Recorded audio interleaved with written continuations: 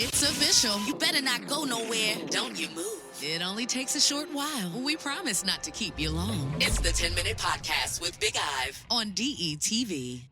What's going on, everybody? This is your main man, Big Ive, the talk of the town, and welcome to the 10-Minute Podcast.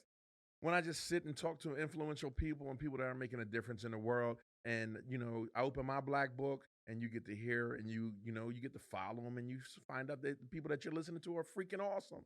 So today I have, oh gosh, this woman right here is just phenomenal.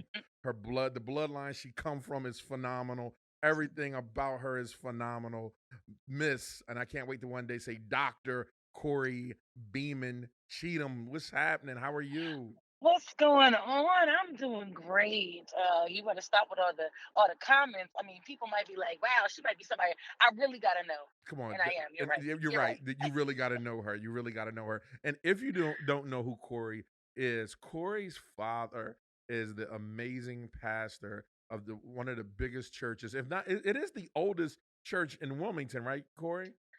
I think it's the second oldest. I think Mother African Union is the oldest black The church. oldest black church. He's an awesome man, and let me tell you, he gave if you watched the inauguration the other day, he gave the most powerful like benediction ever, and the Pastor Beeman was just he just I don't look. I don't want to use pastor in the word killed it like in the same sentence.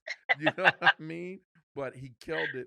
But I wanted to talk, and I get a chance to interview him later. But that's that. I want to talk to Kori about her experience during Yes. just what it's like from being raised in the house, and then one day you get a phone call and it's like, bam, look, my dad, no, not my dad, but my daddy is giving a benediction at the 46th president inauguration.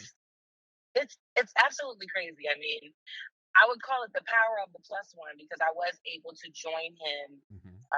to be a part of this historic moment. I mean, my whole family obviously were able to come to DC and be a part of this moment, but it also speaks to the character of a man. I mean, and the importance of relationships and networking and building and cultivating long lasting relationships because that's really the most important thing about humanity and community. Mm, You know, my dad has fostered this, nearly 30-year relationship with yeah, the Biden family based on, his relationship with President Biden.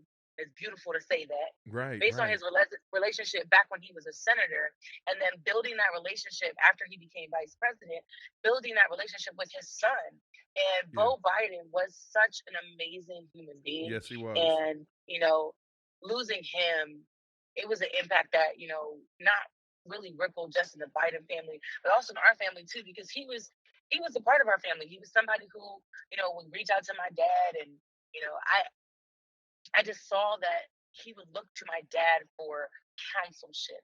And Hmm. that's awesome to sit here and, I look to my dad for counselship. You know what I Right, mean? right, So so to be able to share him in that capacity with other people and now to share him with the nation and the world to yes, see what kind of man he is, it speaks to character and relationships. And that's, something that I think that young people, young professionals, we don't really tap into that as much as we really can. We're so stuck on social media. We're so stuck on being kind of in our own bubble that we don't realize how important it is to cultivate relationships because you never know the person that you were friends with in high school might grow up and be somebody who's going to be a CEO of a company that you need to keep that relationship. Same thing Woo. like Say it it, just talk to him. keeping those relationships change so much for a person's future Yeah, where even the smallest bit of interaction and just check-ins just to say, hey, I was thinking about this time where right, we did this thing, but you never know where that can turn into something like getting a call right, to say, hey, will you give the benediction right. at my inauguration? At my inauguration, and you're right, relationship, and it's funny that you say that, right? Because I was thinking the other day, and just a real quick, I'm gonna say this because I don't. This is not about Ivan. It's like where my success is because of a lot of relationships that I cultivated when we all were broke. You know what I mean? Mhm. So Mhm. so I see exactly what you're talking about, and you're absolutely right. And hopefully someone, a millennial or someone, what's the one next in line after the millennial? Gen Z, I think it is, Gen Z, yeah. that you Gen understand Z. that relationship and relationships are a huge part in the growth of success and the growth of just being individuals. Absolutely. Um, Absolutely. and so Corey, what was it like? You was on social media Oh yeah. and I saw it. What was it like being in that motorcade? So it was to be in a presidential motorcade. You going on the wrong side of the road. You got these sirens going by you, and I'm sitting there saying, how people waving. They don't know who you are because the windows are tinted out and the car is bulletproof, but Right.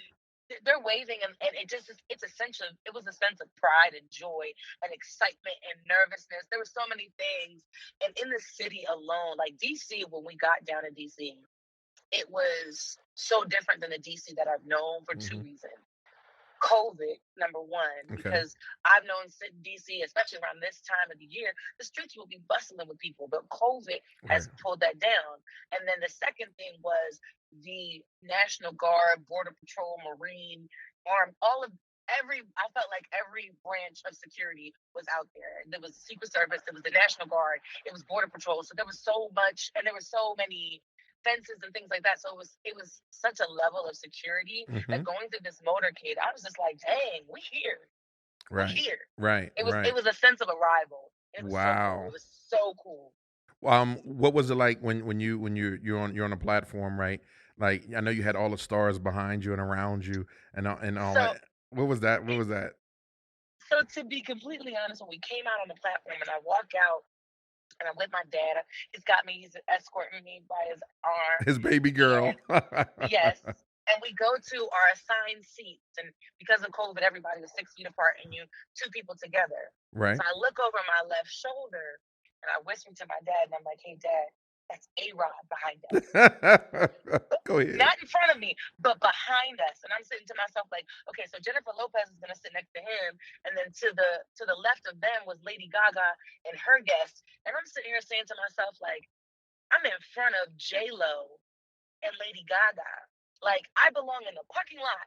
Right. I should not be in front of them. Like I, Wow. I felt, because I'm a good AME, a good Christian. Right. When protocol is established, you never sit in front of the important people. You Right. sit behind the important people. Right. Right. But then it made me realize, like, no, no, no.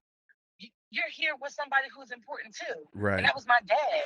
And in front of us was Michelle Obama, President Clinton, Hillary Clinton. I'm sitting here saying to myself, "Wow, this is Wow. who I am around." Wow. And they were, when they came out, it was a shock and awe. Of course, you get that celebrity factor, like, wow, look at these people. But when I got next to them and saw them and they became tangible in front of me, Right. I realized that they were people. They Right. were people just like me, you, my dad.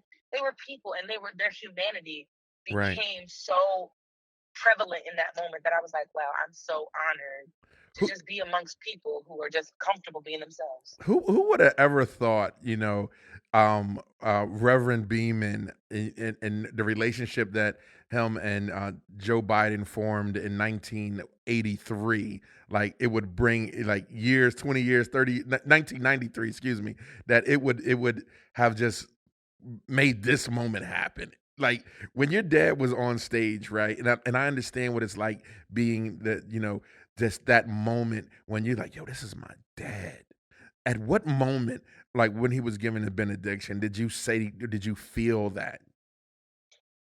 I think the moment where I realized that I was completely proud of my dad, who is a product of, public schooling in Niagara Falls, New York, raised by a single mother with 8 brothers and sisters. He came from humble beginnings. I Yes, think it yeah. was the moment when I could hear his voice echoing through the Washington Mall, Mhm. Mm. and I was getting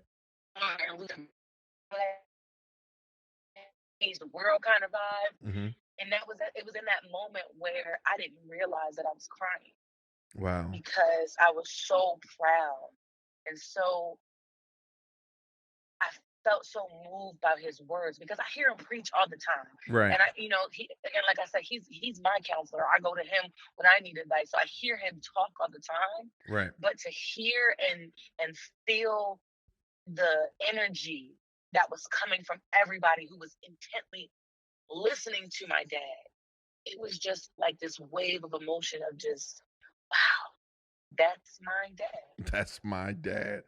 And if you're just tuning into the 10-minute podcast, we are talking about we're talking to Kori Beeman, Cheatham, excuse me, the daughter of Reverend Sylvester Beeman of AME Church in Wilmington, Delaware, and just to hear her experience on what it was like to be the girl that have an awesome and amazing girl dad, hashtag girl Yes. tag, you know what I mean? Hashtag girl dad. Yes, for sure. So, Bethel AME Church has been around for years. It's one of the second biggest churches in the state of Delaware, in city of Wilmington.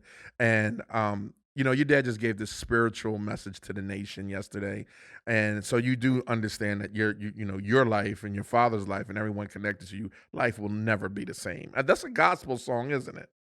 Yes, you changed my life completely, and you'll never be the same. I've Awesome. changed. Nice. And it is really crazy too because the church Bethel has done so many things in the community. We continue to do big things in the community. I mean, even with COVID going on, we've done COVID testing at the church.